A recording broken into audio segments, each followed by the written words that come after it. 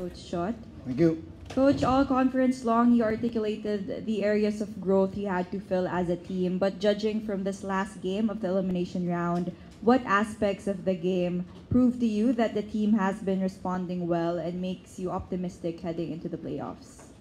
Well, first of all, I think the most important thing in this game was the fight and the effort of the players to, coming off a very painful loss the last time out, to still come in with a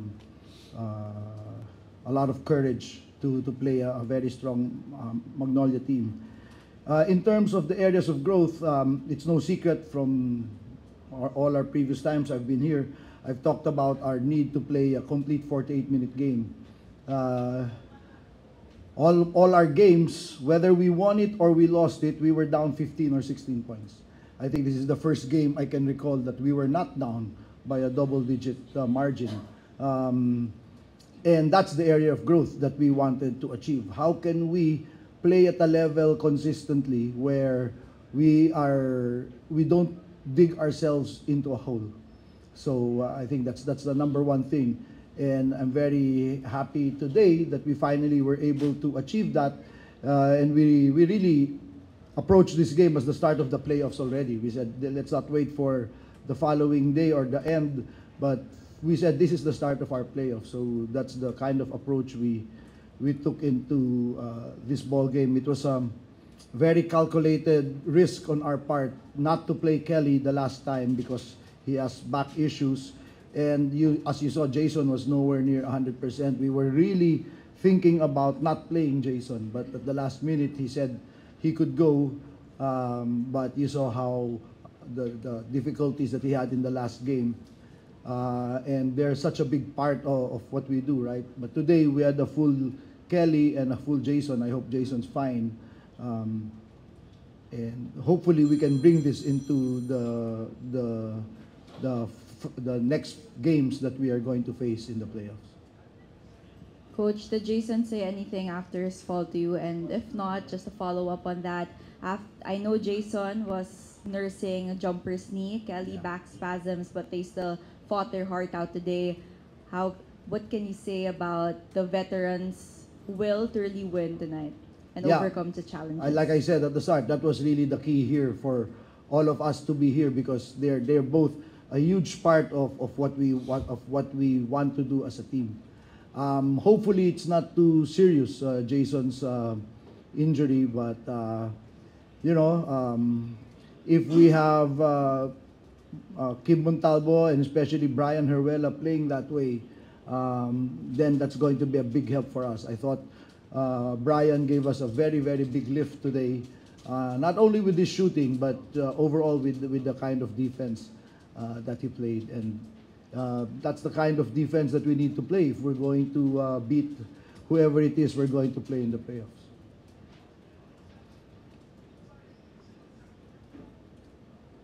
We now open the floor to the media.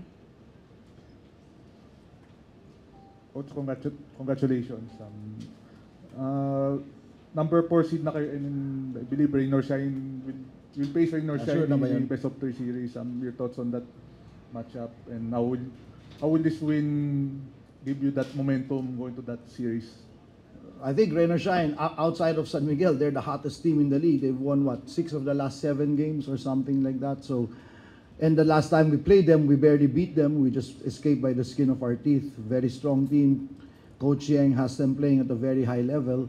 So again, the only way we can compete with them is if we have everyone on board. I hope we have a few days for Kelly to be 100%. I hope Jason is not too banged up. That's our main concern first, to make sure that they recover and that they're 100% for the game.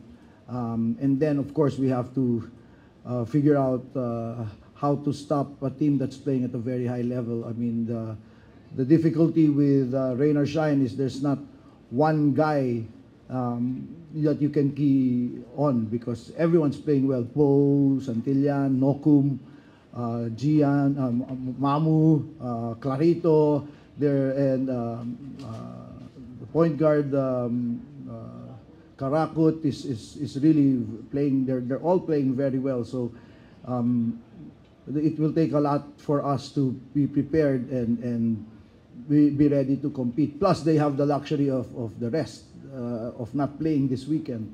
So that's going to be interesting. But like I said, if we have everyone ready and 100%, I think we can give them a good fight.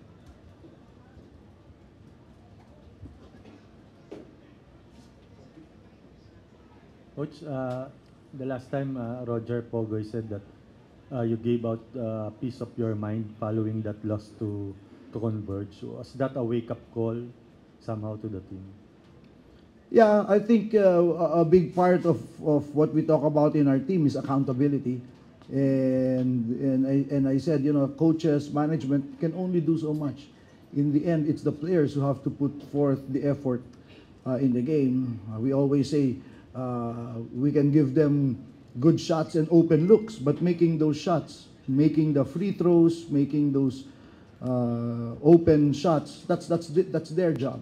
So that was the gist of the mouthful that I gave to the players after the last game, because we didn't want to be put in this position.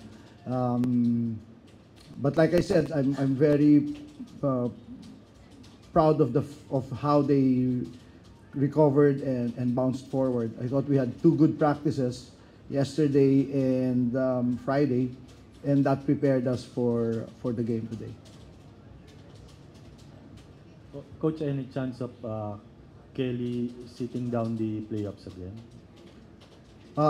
Kelly is a day-to-day situation always. It's always a day-to-day call. He literally sometimes goes to practice, ready to practice, goes through our warm-ups and our drills, and then suddenly his back will freeze up and then he has to sit out. I mean, literally, nangyayari talaga yun. Nakabihis na siya, naka-warm up na siya, nakagayak na, ready na, and then mag-tighten up bigla yung likod niya, then he has to sit out. So ganun din kay Jason. He's ready, and then when he goes through when we go hard and there's already some hard running and sprinting involved, then nararamdaman niya yung jumpers niya. So we sit him out. And obviously, if they're not in practice, that affects the game, and it affects even our rotation, di ba? So nag-iiba talaga yung galaw na gusto namin. But you know, it's not an excuse. It's part.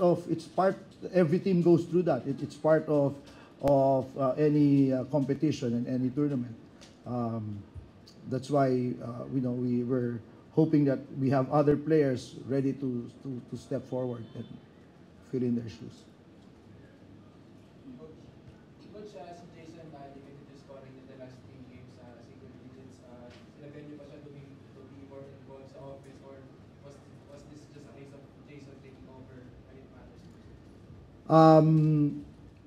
We felt the last few games he was, naramdaman na niya yun eh. He felt that, ano ba yung last win namin before?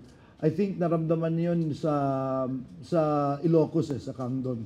That's where he really felt his knee issues.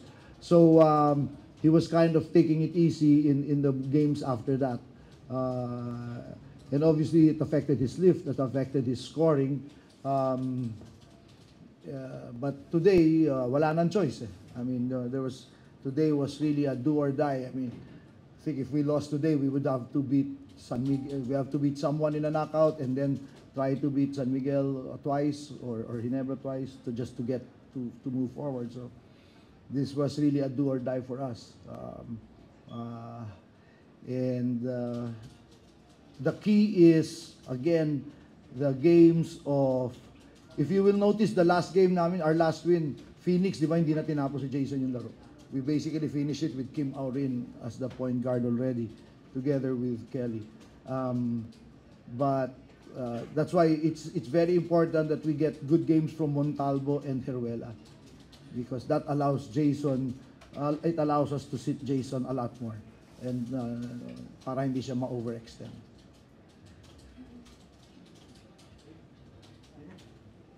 Thank you, Coach. Congratulations again. Thank you.